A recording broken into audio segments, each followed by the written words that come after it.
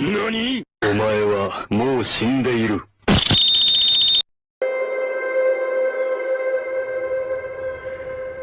In between breath, take the shot. Take the shot, bitch.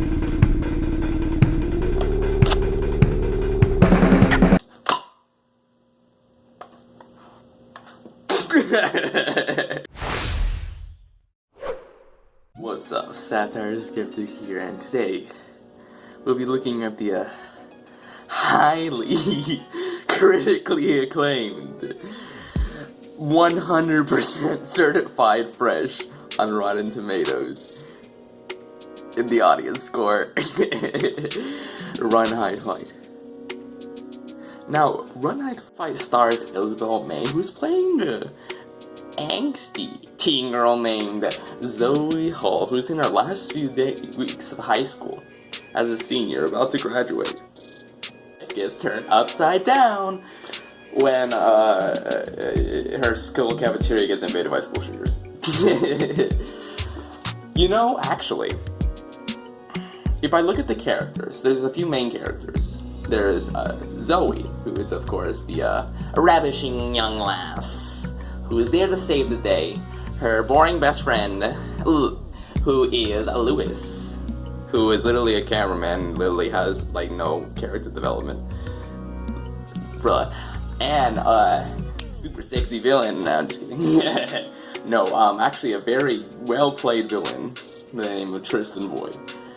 Based on the characters, you know, Daily Wire does an interesting thing with this movie, because they develop some characters beautifully, like, for a 10 out of 10 movie, and then they have some characters that just fall flat. I did mention Lewis, the token. Just kidding. Like, Lewis, it just seems like they try to develop him in the movie, but, like, he just kind of just fades away and you forget about him. Like, I swear, like, halfway through the movie, I literally see him and I'm like, bruh, I forgot that character existed. Like, come on. However, characters like Tristan Boyd and Zoe Hall,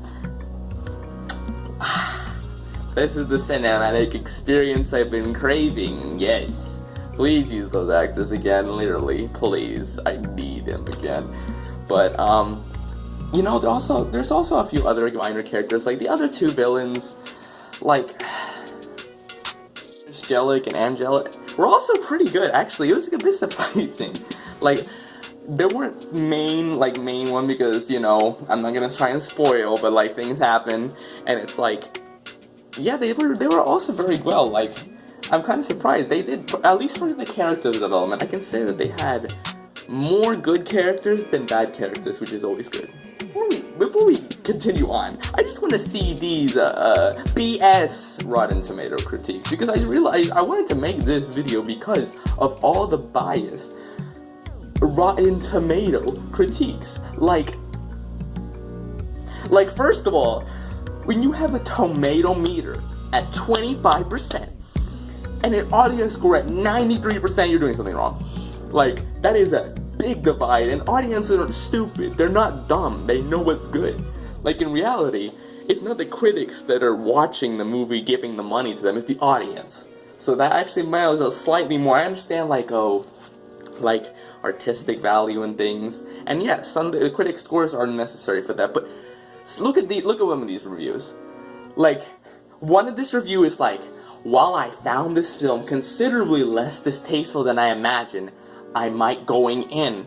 It's still being released by some despicable people. Bitch, despicable people? So you're reviewing a film based on who made it.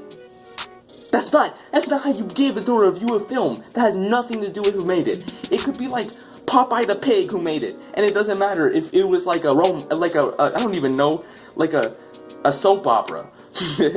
If it's like, oh, someone who is not good in soap operas made this film, I don't like Popeye the Pig. Bitch, who cares if you like Popeye the Pig? I don't even know. Like, just because you don't like what the people at Daily Wire have to say, which is not the only producers, like, mind you, like, they're not the only people who made this movie. Like, if they, I swear, if they weren't on the movie, it would have been so much higher.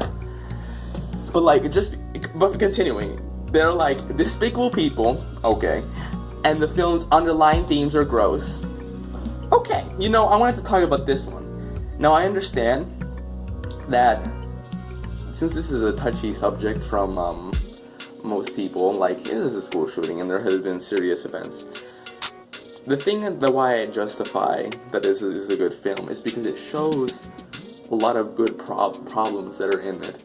Because if you look, there was a thing that they do in the movie where it's not really spoiling too much, but they show how all like the school's lockdown plans are like public records. So like the school shooters know exactly what the school is gonna do before they do it, because like they just announce it in like their public page exactly what they're gonna do. And that's something that needs to be fixed. They can't like, there should be like, it shouldn't be like, oh, we're just gonna do exactly what we say on our website. No, like, we need, it needs to be more like for different scenarios and different changes. But yes, I can understand if you might not find it, but it's also a movie and it's supposed to be like fictional, and it's supposed, and it also does highlight the different things that they think needs to be, and I mentioned one, but it's not into his liking. But let's continue. And it's funny, he ends it with that said, what, more entertaining than one might assume. If it's more entertaining than one might assume, how the hell do you give it a 3 out of 10? That means that you enjoyed the movie. Okay, maybe you just thought it was mediocre. Still more than a 3 out of 10. Like, I can't even, a lot of these reviews are like, hating on the creators instead of the movie, which doesn't make any sense, because if you're a movie reviewer, you're the movie, not the makers. Like, you can mention the makers, but you're not gonna make a review on the makers. That's stupid. Come in, your old boy Satire Skeptic here to give you a real review of the ages. Okay, so, now thinking about it, I take a few things when I come into review, since I haven't done review. This is my first review of this channel. So exciting. Okay, so I take character strength and development as one category. I take plot strength and development as another thing. And I take like the camera work and camera angles that are played in the movie. Of course, the plot part has the most weight because there's a lot of subcategories, but I'm not gonna tell you about that. I'm just gonna tell you the review. Okay, so like, I don't even understand. Like, I don't understand why. I understand why the audience score is high now, because like it has good camera and visuals, and like there are a few tweaks that I would make here and there, but like overall, it's good enough for the movie. The plot is great. I think it's a little bit, it's a small plot, yes, it's a small plot, but this is one of those small plot movies that it makes it work, if you know what I mean. Like, sometimes small plots are like that, but there's a few, like I'd say 20% of the small plot movie, in my opinion, or a little bit more, 25%, make it work really, really well. And this is one of the ones. And of course the characters, I already told you about those. And then the other, like, it's just, it should be, okay, one of the parts, not spoiling because it's on the trailer, but like, I love how their attempt, it was attempt at humor. It was dark humor. It was like when the lady was hiding and then she was making the phone call and she like sacrificed herself to say no. She's like, you should be I'm sorry, it was a little bit funny. It was not funny. It was not funny, but it was like dark humor, which I appreciated slightly. But I thought it was kind of bad as well. Like a little bit distasteful, but it's okay. But either way, I think throughout this video I've given the rest, I think I've talked about everything I wanted to talk to in this video. So I think overall, this one, I was a little bit hard to give a final rating, but after I tallied all my categories, I think I'm gonna give it a 7.5 out of 10.